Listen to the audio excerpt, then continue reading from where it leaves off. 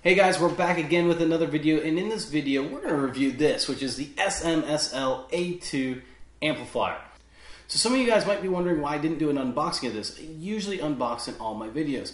Well, I didn't unbox this for a couple reasons. One, some of you guys said it wasn't very helpful, and two, there wasn't really anything in there. The only thing that was in the box was this particular amplifier, an owner's manual, and a power supply. So let's go ahead and take a little bit of a look at the owner's manual, then the power supply, and then the amplifier. And I'm going to tell you some of the things I liked about it and some of the things I didn't like about it. So let's talk about the owner's manual. The owner's manual is very small. It's only 6 pages long. Some of the highlights that are in here, it does have some warranty information in here, but the most important things are the specifications of the amplifier.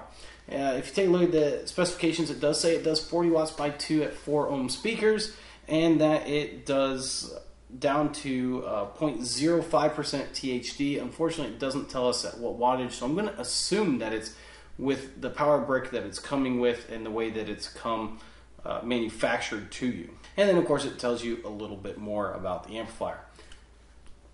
So there's not much really in the owner's manual. I will say there's a couple things that it's hard to understand. It's not, they didn't get a good enough English translator. Let me put it that way. You really, SMSL, I know you're watching this, so if you see this, hey, you can come to me. I'll help you translate if you want. But right now, it's you can understand it. Don't get me wrong, but it's broken English. Now let's talk a little bit about the power supply. The power supply is actually one of the things that really impressed me about this. This power supply is a 19 volt 6.3 amp.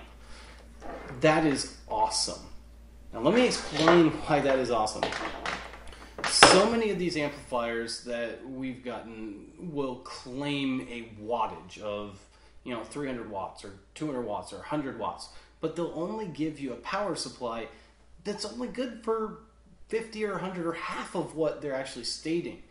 That's highly problematic because that means although the amplifier is capable of it, it means that you're not getting it out of the box. So let's talk a little bit about this. Because it comes with a 19 volt 6.3 amp, we do some math, which is watts equal volts times amperage. Now, I tested this to make sure I was actually getting the right voltage, and I was getting just a little over 19 volts. So 19 volts times 6.3 amps means that there's an available almost 120 watts. Guys, that's impressive because that means that you're getting the 40 by 2 watts out of this. Now you might be thinking, well, aren't I getting 60 by 2? Well, that's not exactly how it works. It can draw up to 6.3 amps, plus there's the efficiency of the amplifier and some other things. But it's good to know that you are most likely getting your 40 watts by 2, which is really, really good. And that's something that I really am impressed with SMSL. Thank you for giving us a power supply that's actually rated for what we think we should be getting when we buy it. All right, let's talk about a couple other things. You're going to notice when you look at the amplifier, a couple buttons on the front. There's a power button, and there's a button that you won't notice, which is the knob. This rotary knob is actually a button as well you can push in. And then there's an input 1 here.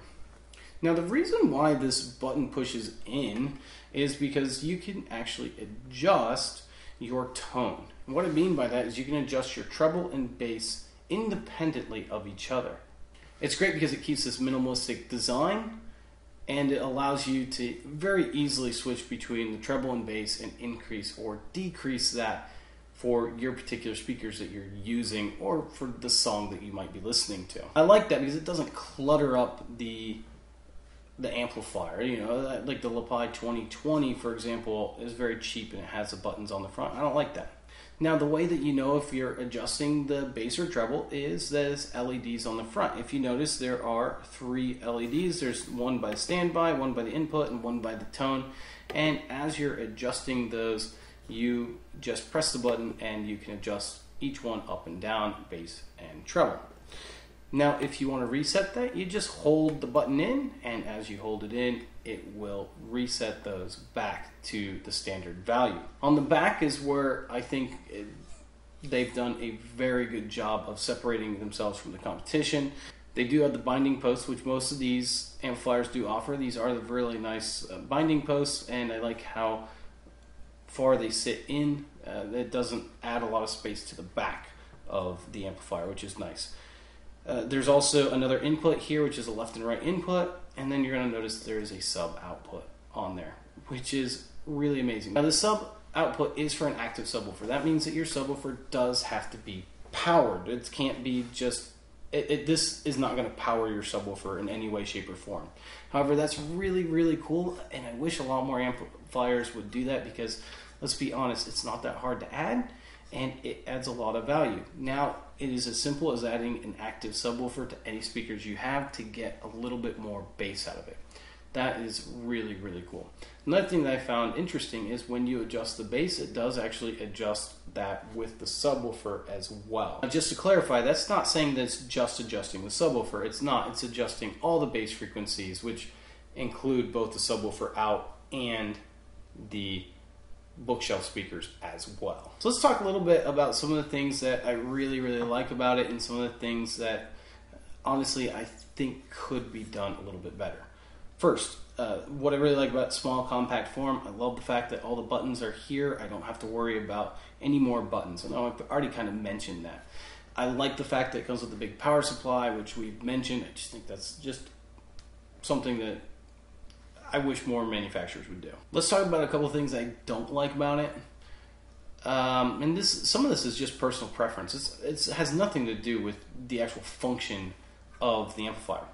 This particular knob never ends, so you can continually turn it around and around and around and around and around. You really don't know when you're ending the volume. Now, there's a reason for that. That's because it also controls the tone in the treble, and it wouldn't be able to do that if there was an end stop there, because you would have to somehow change that for bass and treble or have separate knobs. So I get why they did that. Unfortunately, it's very hard to know exactly where your bass is set or your treble set. There's no visual indication of that. There's also no visual indication of what percentage of level you're at on your amplifier as far as volume is.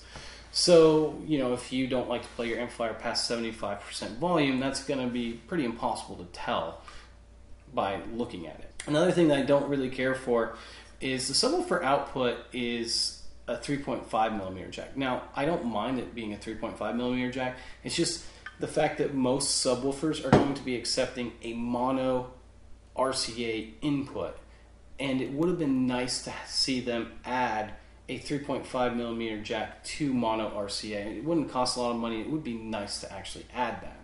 There are two other things that I didn't really like about it. There's no Bluetooth at all to this, so this is just input either on the front or the back.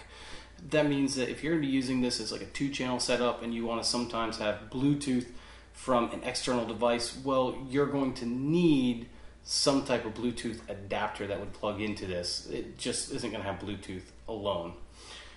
The other thing that you might want to be aware of before you get this is that the 3.5 millimeter jack is only in the front. Now, it does have RCAs on the back, so if you're using like a computer or something, you can use 3.5 to RCA.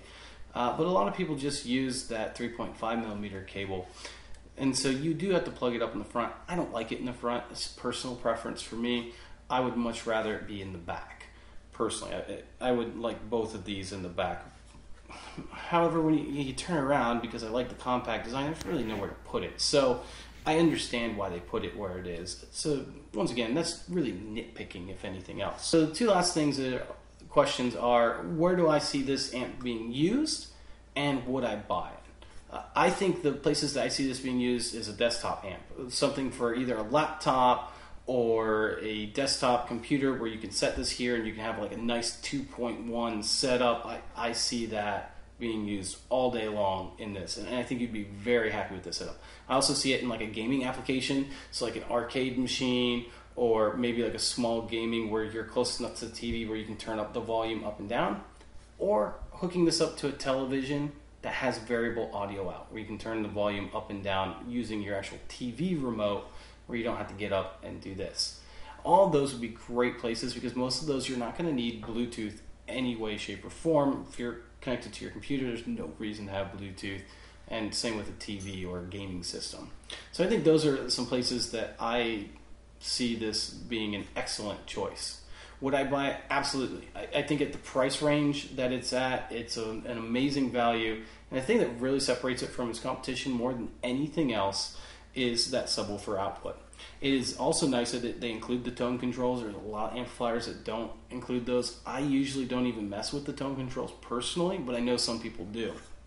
Guys, that $75 price tag that this is at right now, that's below most of them. This is on the lower end. So the fact that it doesn't include Bluetooth really doesn't bother me. I mean, you can add a $15, $25 Bluetooth adapter pretty cheaply and still be underneath a lot of amplifiers in this price range. Well, for me, it's that subwoofer output. So if any of you guys that are amplifier manufacturers and you're watching this video and you're saying, you know, what do people want? We want that subwoofer out. SMSL A2, perfect. Unbelievable. It's the one thing that I think separates this from most of the other mini amplifiers on the market. Alright guys, I hope you enjoyed this, and as always, if you're new to the channel, please subscribe, like the video, and don't forget to share it with your friends. Thanks guys, and have a great day.